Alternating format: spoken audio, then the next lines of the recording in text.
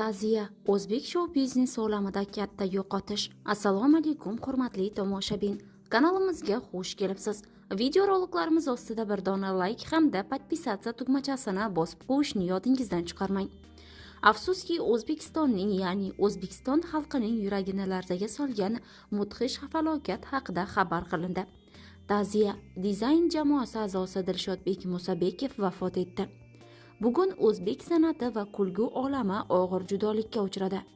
Ko'plab muxlislar mehrini qozongan iqtidorli san'atkor, dizayn shou jamoasining a'zosi Dilshodbek Musabekov olamdan o'tdi.